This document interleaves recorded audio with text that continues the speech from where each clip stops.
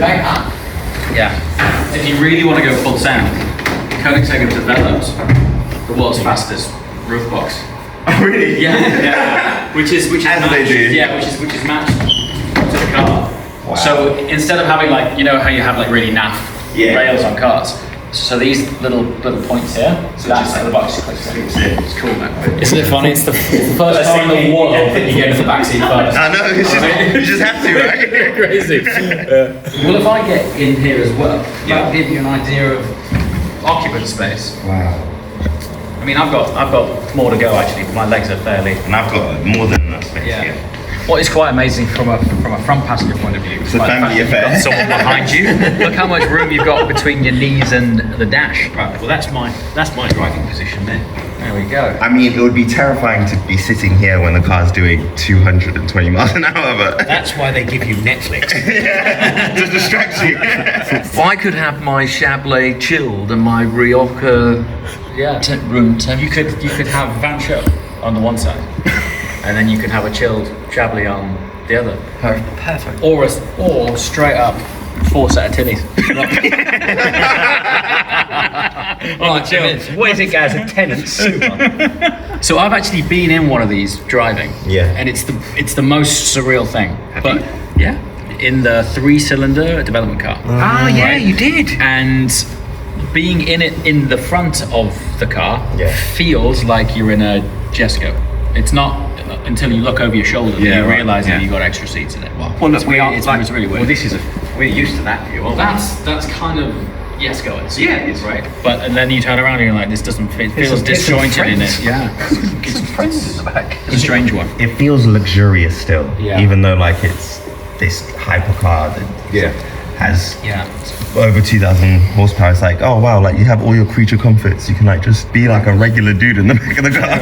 And all of this is changing. So when the car originally launched, it was using the instrument cluster from the Jesco. Yeah. Now they've taken an adaptation of the CC850 gauges, which are all analog, like this. Yeah, well, that is beautiful. Yeah. All of these, and these are all analog, right? Yeah. So it's quite cool.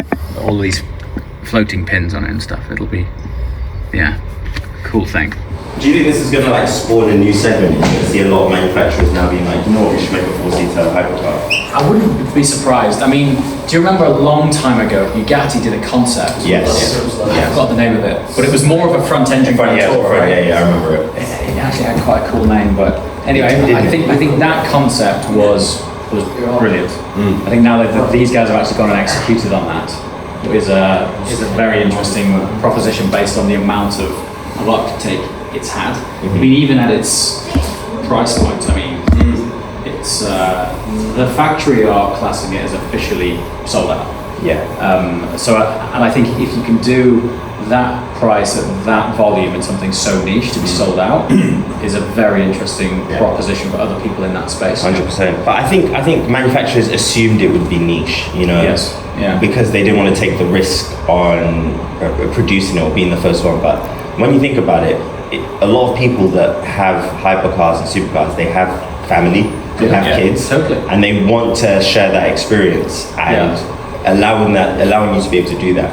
I think it's just something that to me is more appealing than getting another 2-seater. I agree. Yeah, absolutely. And let's be frank, right? If anyone was going to do that kind of thing first, it was always going to be 100%. Yeah, I think if you want to, and I'm only just starting to appreciate this now as my kids growing up, and I'm wanting to go somewhere as a family. The next closest thing you're going to take is probably a GTC Lusso. Maybe. That's the closest thing I would say. So, and if you go into a proper supercar event, as cool as the Lusso is, you ain't not the paddock. It's a different thing. So amazing to think that the next closest proposition is so far away. And the fact that there's a V8 engine in there now, I'm just like, it's super how did they get to it? Cool. And it's bonkers. You can still have your luggage with the V8. One of the main reasons they managed to get around that was they took the turbos which were outboard on the Jesco, made a hot V. So it's inboard and just shrunk the overall profile of it. And then I assume they just dropped the 3-cylinder now because everyone will probably just get their intention was to keep going with it, but the uptake on this was 99%. There's no point. So, Doesn't make sense. No. I think everyone interpreted it when they launched it as a V8 option. It felt like it was certified hypercar. I think the appeal in the early adopters of the 3-cylinder was almost being part of a development journey of something very special, and they were very early adopting tech savvy people who were quite fascinated, actually more on the free valve than the actual platform. Whereas the guys who were interested in the platform wanted the V8. I just want the V8. How many are being built? 300. Very small run. I mean, even if you compare it to something which is by Supercar World small run, like a Senna at 500, that really contextualizes how smaller production run this is. And actually, 300 in Koenigsegg Land is like massive juice. It's a lot. It's a lot. That's true. I mean, the previous two generation of cars, the Regera was 80, and the Esco's 125. So and even CCA 50s. Even CCA 50 cars. 70 cars. So in the world of this brand, it's they built an entirely new factory for it. So it's quite a step up. But in the world of hypercars, it's even still really small if you think they're going to, the Ferrari F80 700 or something. Chiron was went there first on that. Just want to make that really clear. You went there first. Chiron was what, 400? Chiron was 500. Tourbillon, I'm not sure what they'll end up doing. They wound it back, haven't they? 250. 250 Tourbillon. Because they recognised that 500 on the Chiron was too much. Probably too many. I also think as well, while there has been quite a time frame between Chiron and Tourbillon, the price is significantly larger. Yes. Significantly. Yes. Agreed. And like what market size is there to absorb that, right? But that's what I was thinking about the F80 as well. I don't want to mention it again. Just to be clear, you went there. Like, it's expensive for how many cars they're making. Well, it's TDF production numbers for a Halo flagship product. At €3.5 million. Before options and tax. Yeah. Oh, before tax as well? Before tax. Oh. And that's sans V12, of course. I mean, if they had a V12, I think the appeal would be 100%. Massive. Because, you know what, I think they're chasing performance now, which is like, okay, every car's fast now, so we have to kind of do something else. But I think in that chase of performance, you lose motion. So, Ferrari have done that because of the back of their successes in motorsport, right? Because the P499, whatever it was, and the Le Mans cars have all been that. Road car application. No, 100%. No one cares. No, I know. Because you're not going to access that performance anywhere. And ironically, you can buy a 499p as a track day car. Yes, you can. If you want to. If you want to be real baller and rock up in a Le Mans car. And I feel like it's cheaper than absolutely. I mean, it'll hold its value more. That is actually a Le Mans car. What they're saying in the F80 is, we've kind of taken the 6-cylinder part of the Le Mans car, and we've put a 2.6 engine in it, and we've made it sound like a muffled Dyson. It'll be good on track though. It'll be wicked on track. Wicked on track. But I don't think they're not positioning it as a track car, which I find quite strange too. It's like, okay, we've developed all this super trick aero and downforce. There's been no marketing yet to suggest that it's designed for track as such. And if you're going to spend that money, you go 499p, don't you? Evo. Which is amazing thing. Or you don't even go that far. You just stay XX program, which is hyper cool. NAV 12. You would give them some slack if their other mass-produced normal product lines didn't have NAV 12s. Yes. So when you've got that's why it's confusing.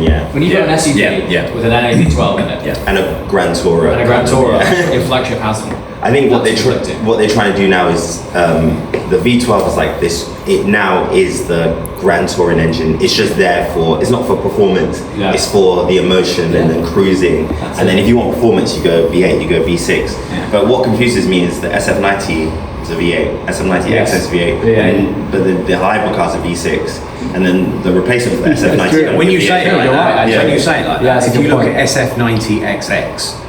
Yes, they're most bigger engine right now. It's their flagship car. Also, I feel like I'm stuck in a Ferrari. They never take me back. You're done. Icona series. Yes. V12s. That's so. If you want an ST3, you go for the V12. Right. Good point. So why does that suggest that the Icona now sits above their flagship product, which is a contradiction in terms, but I think not in terms of price. not in terms of price, but in terms of product positioning and sparsity. Sparsity. It's a good word, that, isn't it? Specificity. yeah. Sparsity, yes. I think production volume's a problem, V6 is a problem, aesthetics are subjective, but it doesn't appeal to me. I think it'll be a wicked car to drive. I like it, but at the same time, it's just missing the LaFerrari head. The LaFerrari. Yeah. I think that's called a V12. Yeah. It's missing the the other 6 cylinders. Yeah, but hey, I'm not getting one, so who am I to say anything? I think the thing with hypercars, not just this brand, I think a lot of the value and what categorizes it and defines it as a hypercar is everything that you don't see on them. Yeah. And I think when you go to the factory and you get under the skin of it, spend a couple of minutes with Christian as well, you look at it totally different. And I think that, for me, I was always aware of the brand. When I had my first factory experience, I was like, these guys are from Mars. Like, what? I don't know how they're doing what they're doing. Do you know what I find fascinating about Koenigsegg the most? That they just manufacture everything in-house. Like, to me, that is, they don't have to do that. They don't have to do that. So choosing to do that just shows like a dedication to providing a product that's like above and beyond everything else. Yeah. And you know, I'm not going to say anything about the brands, but I think that's, to me, that's, and I love engineering. I look at, like, when I was explaining something to someone the other day, like when I look at a car, you can't look at it as just one object. You have to look at it as the gearbox, the engine, every single, like, the sum of all its parts, right? And the fact that everything is made in-house, just like, to me, that's just it's like, crackers. Yeah. It's totally mad.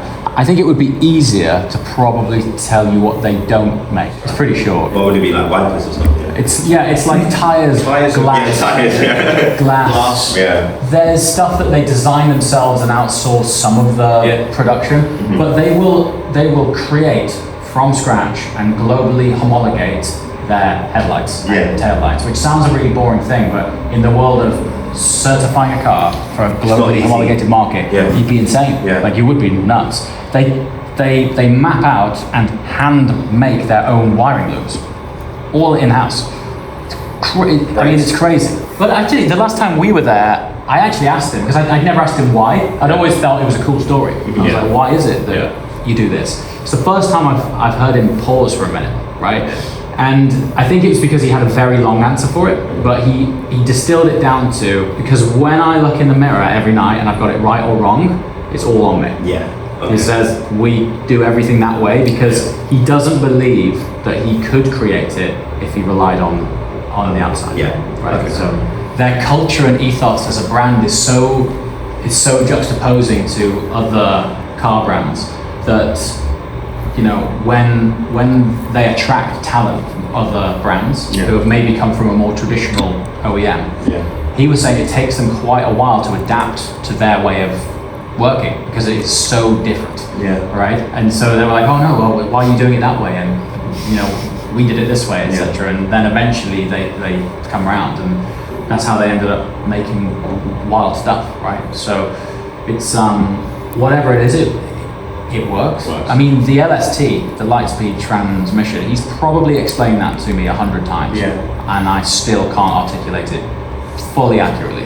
Like, but it's incredibly impressive stuff. That's why I love them to make things like this stuff. Well, exactly. I mean, if it wasn't for the LST, this car wouldn't exist because they wouldn't be able to package that transmission. And even the LST off the Jesko, even though it's the fundamental technology from Jesko, they call it the tourbillon transmission because they've had to redesign and re-expose this thing to make it fit here. So it's a pretty serious thing. But these are all of the things I think that when you learn about, I think it's not dissimilar to watches. If you see a nice watch, you go, it looks nice. Watch, and then you ask the price and you're like, what the hell, that's crazy. If you go to the atelier and explain how they made this thing, and then you learn all about it and why it's special, then you look at it and you perceive it in a different way. I think that's a very nice moon swatch. We're in London though. So. Yeah, you're right. How to get behind how that works. Yeah. But a chilled cup holder. The closest experience I had to that is the previous generation Porsches, the 991 generation. The cup holders on the vent. Exit by the vents. So you just crack up the AC and point it at the can. It's like, oh wow, in a Koenigsegg, middle of London, talking about, oh, like what colour are you going to get? Yeah. we need to get into that, don't we? What colour are you thinking? Purple. Oh, Yeah. Purple's my favourite colour. Did you see the one at Special Speed? Yeah. Look amazing. I was like, yeah, purple. That's the one. I just love purple. Like, Yeah. I would have everything, but my wife says I need to stop because literally every car I'm like, why don't we get it in purple? That'll look good in purple. Yeah. Cool. Well, we've got a purple on that screen. We were just looking at the black on black on black. Yeah, with that man's spec. Dude, it does look amazing. I'm gonna bring it up. Like this configurators very much give you a flavour. Yeah. You go to the factory and you've got all of the other cars which have been optioned by customers around the world on Jesko and CC850, and you can see paints and trims and contrast stitches and different carbon finishes, and you can go, okay, well that would look quite cool here and there. And while these have got defined paint, a lot of it's for examples. Yeah. You can go to them and say, oh, I want that purple but a bit lighter or a bit darker or triple layer or whatever you want. So that's good. Yeah, that's pretty. I mean, having seen that purple, it's the same one that you've seen. It's much more purple. Yeah, much more purple. Yeah, this isn't doing it any favour. But I find that with configurators, you can't capture depth. Yeah. Colour quite right. You'll get the wings, the diffuser is accentuated, and then you get this air curtain here, which follows around with this extended air curtain off the diffuser. I've got to change that back to studio because it's not. The colour just looks. Yeah, and then the front you have it's like a 50% deeper front splitter, Okay. and then canards on top of that Okay. as well. I feel like you'll be able to set a really, really good time with 4 people in the car as well. You will, yeah. So the current quickest 4-seater, I'm not sure if they did it in the 4-seater configuration or not, but was the Jaguar Project 8. Yeah. Oh, yeah. They took out the back seats, didn't they? Yeah. So technically, it's not a 4-seater. It didn't do it as a 4-seater, and that did it 718, which is fast. No one's ever done it with 4 up. Yeah. And I don't know if they'd allow you to do Yeah, 4 up or not, but it would be cool if you could do it. I mean, you could do a media day. Exactly. Accidentally set a really fast time. I'm guessing you'd go dark interior with purple stitching, right? I mean, Or are you thinking a bit? I would probably go white interior if I'm completely honest. Okay then.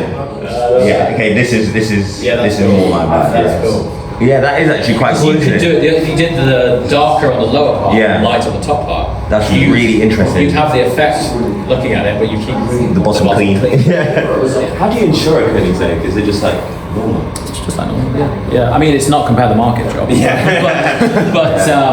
but we are well positioned to point you in the right We've direction for it. We've got some specialists. Yeah, we've got some specialists specifically on the Koenigsegg side because it's quite a niche application, as it were. Do you service it in the UK? Yeah. Okay.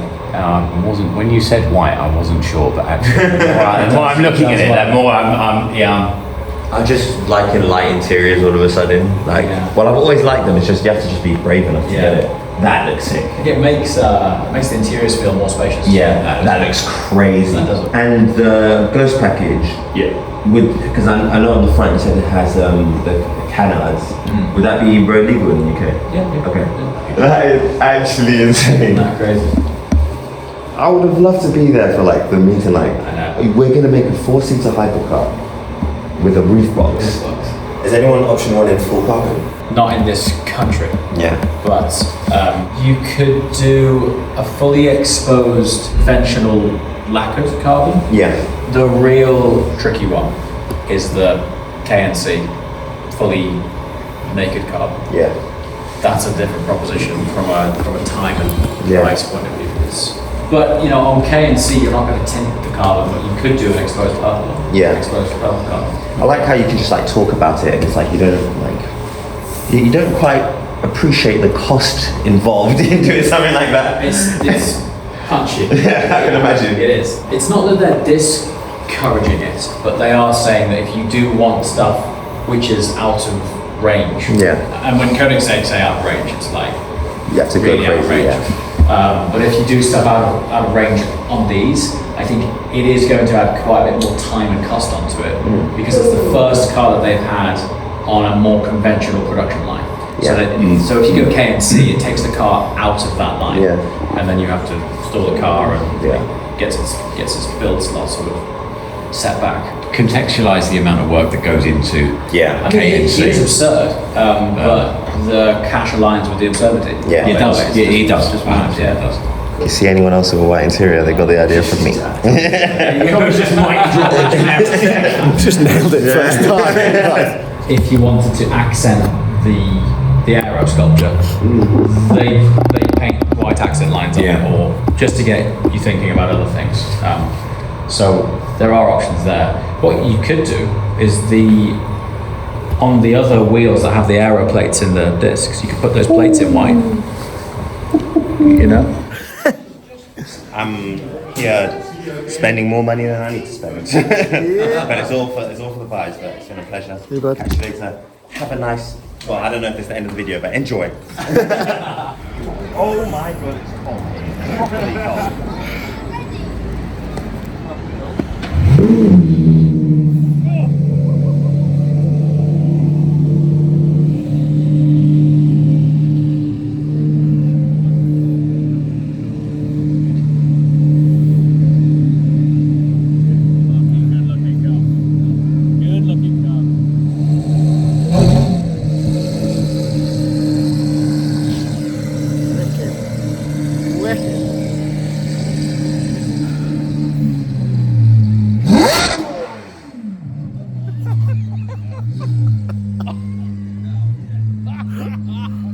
Wow. Wow. That was mental. That's a supercar, right?